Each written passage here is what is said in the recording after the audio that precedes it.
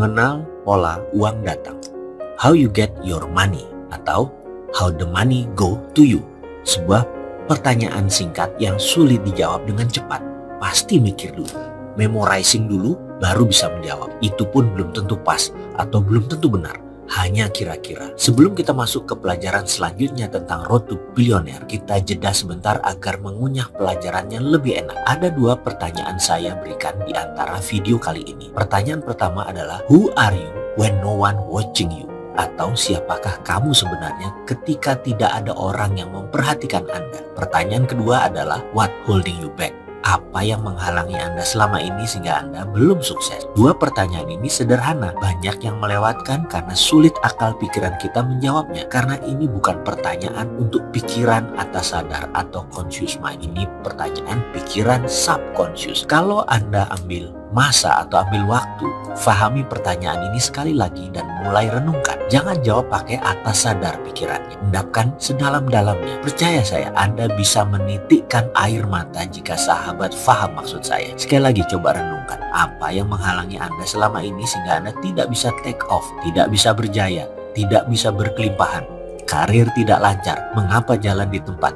Ada apa sih sebenarnya? Apa sih yang menghalangi? Fahami terus pertanyaan tersebut. 2 pertanyaan tersebut. Coba renungkan. Saya tidak meminta jawabannya. Saya menuntut kejujuran diri Anda sendiri untuk menjawabnya. Kita akan bahas panjang hal ini selanjutnya. Kita lanjut tentang pola atau pattern yang Anda miliki. Jalan bisnis Anda, jalan uang Anda yang mengalir, yang Anda ciptakan selama ini, polanya seperti apa? Mengetahui bagaimana Anda mendapatkan uang selama ini penting.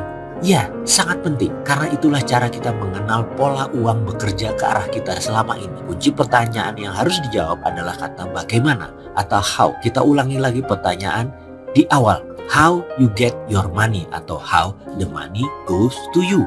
Maka Anda akan menemukan banyak jawaban ketika Anda berfokus menjawab pertanyaan ini yang di awal. Yaitu misalnya Anda menjawab dengan bekerja, dengan pinjaman, dengan kartu kredit, dengan berbisnis, dengan pemberian orang tua, dengan pemberian pasangan hidup Anda. Lalu coba perhatikan 3 tahun ini, bagaimana Anda mendapatkan uang Anda. Coba catat baik-baik, ditulis sebanyak-banyaknya. Kira-kira sudah terbayang bagaimana uang datang ke Anda dalam 3 tahun terakhir? Kalau sudah, maka itulah pola Anda selama ini. Sangat wajib Anda mengenal pola tersebut. Kegagalan seorang mengenal dirinya sendiri karena kegagalan mengenal pola hidupnya sendiri. Mengenal diri sendiri itu bukan saja mengenali tubuh fisikal seperti wajah, jerawat, bekas luka. Namun tak kalah penting adalah kebiasaan, kesukaan, kecenderungan, gaya jalan, gaya bicara, dan tentunya pattern pola diri. Kita bisa mulai dengan pola bagaimana uang datang ke kita. Karena itu masa lalu dan Anda saat ini semua adalah membentuk Anda ke depannya. Kalau Anda sudah cukup senang dengan pendapatan Anda sekarang, ada baiknya Anda mulai lihat pola-pola lain dalam kehidupan Anda. Yang kalau jelek, segera diubah. Kalau Anda merasa belum puas dengan uang yang datang ke Anda saat ini, maka bersiaplah mengubah pola tersebut. Karena Anda sekarang adalah apa yang Anda kerjakan kemarin. Anda nanti adalah apa yang Anda kerjakan sekarang. Intinya, ubahlah sekarang. Pola uang keluar. Dalam catatan sebelum ini ada pola yang harus wajib kita semua mengetahui, yaitu cara uang datang ke kita. Uang datang berulang dan mirip karena sering. Itulah kita sebut dengan pola. Sebelum pola itu terbentuk dan mengkristal dan menjadi jalan utama, maka kita harus sudah punya lebih dari 1 jalan untuk memperoleh uang datang. Itu yang baik. Apa yang terjadi kalau hanya 1 jalan uang datang dan belum terbentuk pola? Masih serabutan, masih tidak menentu. Sekali lagi, kenali, petakan pola tadi. Setelah Anda mengenal pola uang datang, maka Anda bisa tahu Anda di level mana. Misalnya di level prasejahtera, yaitu seseorang yang belum memiliki kemampuan menghidupi diri sendiri. Kemudian level sejahtera atau bisa menghidupi diri sendiri, atau Anda sudah level sentosa, Anda sudah bisa membiayai keluarga, atau bahkan sudah makmur di mana sudah bisa menghidupi keluarga sehingga selesai pendidikan, memiliki aset yang baik, atau sudah di level ultra kaya di mana sudah punya sistem yang mature dalam menghasilkan uang dan pendapatan. Kembali ke level sejahtera di mana level ini adalah platform terbawah JPS atau jaring pengaman sosial. Level ini adalah mereka berpendapatan kurang lebih 60 juta per tahunnya. Level Sentosa, nilai pendapatannya terendah adalah 4 kali level sejahtera atau 240 juta rupiah per tahunnya. Karena level ini mereka bisa menghidupi dirinya dan keluarganya dengan layak. Saat ini level terbanyak dalam populasi di Indonesia adalah di level sejahtera dan Sentosa. Mungkin lebih dari 70% populasi hidup di level ini. Kembali ke pola dasar pattern uang datang. Mengenai hal ini akan memudahkan Anda melipat gandakan pendapatan Anda atau Anda menjadi tahu sumber Anda sehingga ingin buat jalan baru untuk uang datang sehingga Anda menjadi memiliki multi streaming of income. Saya belum tahu pola Anda sehingga Anda belum bisa saya bantu lebih jauh. Tapi kalau kita jumpa darat pasti kita bantu. Diskusinya apa? Atau pelajarannya apa? Bagaimana menjadi Sentosa dalam waktu kurang dari 1 tahun, dan kalau Anda sudah Sentosa, bagaimana menjadi ultra kaya dalam waktu 1 tahun. Kita lanjut lagi sesuai judul video kali ini. Kenalkah pola lain dari uang Anda? Seperti video sebelum ini, sekilas menjelaskan masalah pola bagaimana uang datang. Jawabannya bisa macam-macam. Uang datang dengan bekerja, dengan berkarya, dari warisan diberikan orang tua, dengan meminta sana sini, dan banyak cara lainnya. Pastinya setiap orang punya cara masing-masing sesuai dengan karakter sifat alami diri masing-masing. Oke, kita simpan sebuah kata kunci. Uang datang sesuai karakter sifat alami manusianya itu sendiri. Kita simpan buat dibahas selanjutnya. Dan sekarang kembali ke pola. Sekarang perhatikan pola uang keluar dari Anda. Untuk apa saja uang keluar tersebut? Sudah diperhatikan? Sudah dilihatkan? Coba perhatikan 10 tahun atau 5 tahun terakhir ini. Kemana saja Anda memanfaatkan uang Anda? Dipakai apa saja uang tersebut keluar dari dompet Anda? Listkan daftar itu sekarang. Secara harian, secara bulanan, secara tahunan. Perhatikan kemana saja uang Anda keluar tadi. Fokus dalam pengeluaran ini akan membuat Anda sadar apakah Anda tipe pembelanja, tipe mesias, atau dalam arti lain suka menolong orang lain, tipe selalu kurang, tipe boros nggak jelas, tipe penyakitan, tipe pengikut mode, tipe penginvest, dan sekali lagi, itu adalah Anda selama ini. Mengenal uang keluar, apalagi telah menjadi pola, Anda bisa terkaget-kaget karena bisa menakutkan tipe Anda tersebut. Sekali lagi, kalau negatif, jangan takut. Membaliknya atau merubahnya semudah membalik tangan. Semua itu science kok. Semua ini ada behavioral psychology-nya. Dan ini insya Allah bidang yang saya pahami. Jadi paham kalau saya gemeteran dalam behavior uang pinjam atau uang keluar pemerintah seperti sekarang ini. Maafnya berpolitik sedikit karena saya tahu bagaimana memperbaikinya. Masalahnya si penguasa tahu nggak behaviornya yang tukang pinjam dan nggak bisa bayarin itu. Oke, kita balik ke masalah kita deh. Nggak usah ngurusin negara lain atau nggak usah ngurusin pemerintah. Tanpa Anda mengenal pola Anda tidak tahu servo uang keluar Anda. Tanpa Anda tahu kebiasaan servo tadi, Anda akan sulit menjadi baru. Sekali lagi, ini penting kalau Anda merasa diri Anda boros atau Anda merasa heran dengan teman Anda yang kira-kira uang masuk sama, tapi kehidupannya lebih stylish, lebih up to fashion, rumahnya lebih besar, pola hidupnya lebih sehat, olahraga, banyak ketawa. Anda tahu sekali pendapatan income Anda berdua kurang lebih sama, tetapi pemanfaatan uangnya pasti berbeda. Jadi penting untuk mengenal pola uang keluar dari Anda. Dari sana kita bisa tahu siapa dan mengapa orang itu sukses. Sekali lagi, bukan saja bagaimana uang datang ke Anda itu penting, tetapi bagaimana Anda memanfaatkannya tak kalah penting. Nature versus nurture. Ayah, ini orang kaya kenapa seleranya aneh-aneh banget? Itu adalah komentar Fatur di minggu sore kemarin ketika mobil kami disusul oleh sebuah Maserati berwarna ungu bunglon. Sekilas ungu, sekilas hijau. Gak jelas deh warnanya, kesannya norak pastinya. Mobil berharga 9 digit dengan selera warna-warni seperti ini kesannya gak nyambung, sehingga wajar Fatur berkomentar seperti itu. Belum selesai sampai di situ, karena tak lama mobil kami disusul lagi oleh mobil Porsche Cabriolet warna abu-abu monyet. Kali ini warnanya oke, hanya dengan Cabriolet open cup tersebut yang mengendarai seorang paruh baya pakai baju kotak-kotak kayak checker flag dan topi baret dimiringkan. Saya melihatnya tersentak karena sore itu mataharinya panas membara. Dia buka kap mobil dan bagi orang paruh baya begini jalan ngebut sore-sore matahari terik kayak gini kelihatannya nggak pas. Ini menurut saya. Sekarang saya yang komentar. Mas Fatur, gaya hidup hedonis, pamer barang mewah memang enak dilakukan orang-orang waktu muda. Kalau sudah agak tua atau sudah tua baru hedonis, pamer harta dan materialis, dilihatnya nggak enak. Belum lagi nanti ketika pulang naik mobil keren Porsche Cabriolet sampai rumah badannya bau balsem karena masuk angin terus dikerokin. Saya pun tergelak berdua dengan Fatur dan dalam hati saya minta maaf kepada orang yang saya omongin tersebut. Jujur, saya nggak tahan untuk nggak nyeletuk komentar. Bayangin aja, Ada ex pejabat umur 60 tahunan jalan di hari Minggu pakai Harley Davidson. Rasanya begitu sampai rumah gak lama badannya ditempel koyo cabe semua, masuk angin. Itu celutukan saya berikutnya ke Fatur, yang dibalas sama Fatur. Ah ayah ini jangan-jangan ayah ini sirik, pengennya juga pakai kabriolet pamer-pamer terus dilihat orang, dikomentarin orang, jadi seru kan?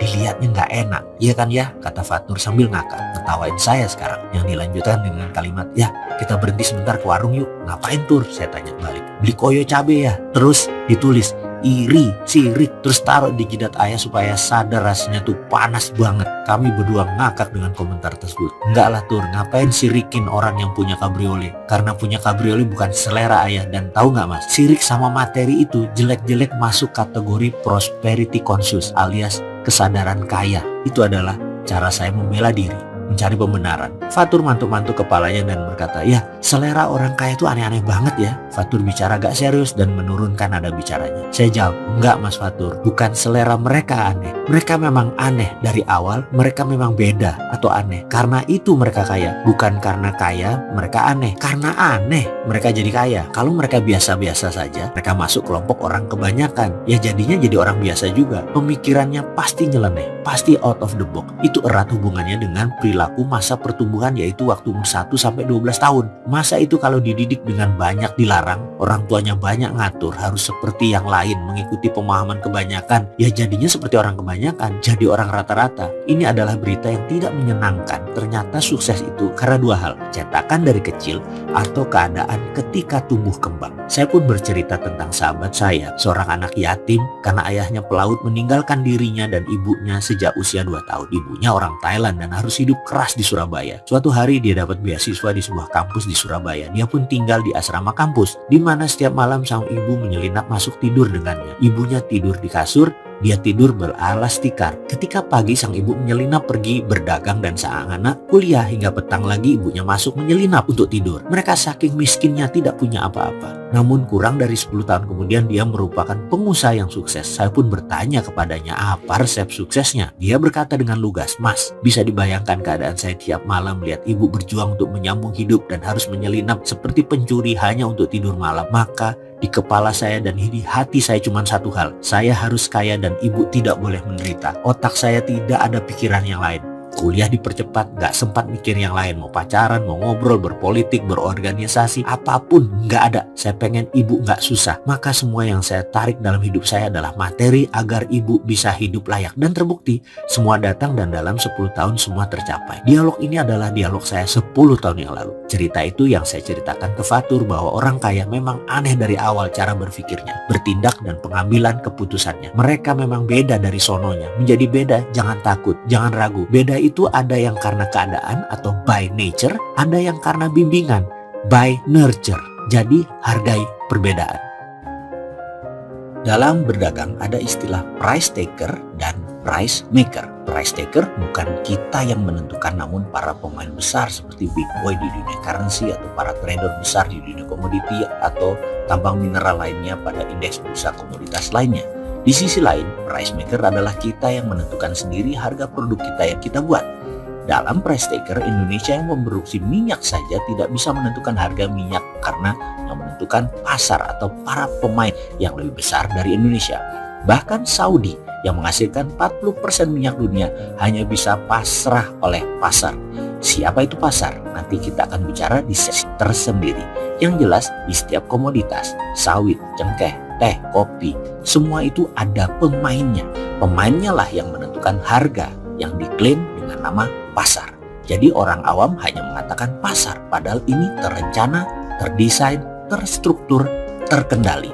Ada baronnya di masing-masing komoditas, ada rajanya, dan sudah ada berlangsung ratusan tahun sistem ini terjadi. Jadi naif sekali kalau kita berbisnis kita jadi korban harga, padahal kita produsen terbesar. Misalnya di kelapa sawit atau CPO, kita produsen tapi victim sistem tak bisa menentukan harga. Kita produsen tapi jadi price taker. Begitu juga di komoditas teh, kopi bagi Indonesia. Ya, beginilah kalau negara itu tidak berdaulat. Coffee bean, biji kopi. Kita menjadi price taker. Sekarang kita ilustrasikan. Misalnya 1 kilo saat ini adalah Rp100.000 per kilo. Setelah di roast jadi Rp150.000 per kilo. dan itu harga umum. Kita hanya bisa untung 10-20% jika kita petani. Ketika digiling dan dipilah dengan mutu bagus, mutu sedang, mutu rendah, maka mulai harga berbeda. Dan ini yang menentukan sudah pabrik produsennya. Dan ketika diberi merek, mulai dari kapal api, kopi ABC, hingga Nescafe, Dolce Gusto, dan lain sebagainya, maka penentu harga ditentukan oleh sang produsen tergantung target pasar retail mereka. Di sini margin keuntungan bisa 20-30%. Ketika Starbucks masuk, ambil dari petani kopi bean, diproses hingga diseduh dalam bentuk cappuccino, frappuccino ditambah suasana nongkrong, maka dari bean melompat 3 lapis, melompati roasted, manufaktur, langsung ke pelanggan, dan menjadi service. Maka margin keuntungan per kilonya bisa 1000%, karena dari Rp100.000 per kilo diproses hingga dijual 15 gram Rp50.000. Catatan, harga cappuccino di Starbucks hanya membutuhkan 35 gram kopi kurang lebihnya, atau 1 kilo bisa buat 30 cup cappuccino. Ini adalah price maker strategi, di mana strategi bisnis tadi menentukan harga premium dari sebuah kopi atau maksimum potensial dari sebuah komoditas kopi. Dari strategi price yang dilakukan Starbucks adalah contoh sempurna. Starbucks contoh sempurna dari strategi bisnis midstream dan hilir high end. Starbucks ini sahamnya salah satu darlingnya Wall Street karena sudah naik 5.000% sejak IPO. Kita bicara lebih dalam lagi ke pelajaran harga. Bisnis kita sekarang apa? Jasa kah? Tangible produk kah? Midstream? Main di tengah kah? Downstream? Main di hulu kah? Atau main di hilir di pasar paling bawah? Menarget kelas mana? Kelas atas, kelas tengah, atau kelas bawah? Kelas A, kelas B, atau kelas C? Barang yang habis dipakai atau consumable good kah? Atau barang yang awet atau non-durable goods kah? Food dalam kemasan kah? Makanan siap saji kah? Yang jelas kita tidak bermain di pasar price taker. Kita bermain di pasar price maker. Karena kita akan menentukan strategi price-nya. Bayangkan, dari sekedar diskusi tentang pricing ternyata masih panjang ya. Karena itu saya bertanya mau kemana arah pelajaran video ini sebaiknya. Karena pelajaran tentang pricing ini adalah strategi paling penting dalam dunia retail. Kita terusin, butuh yang mana?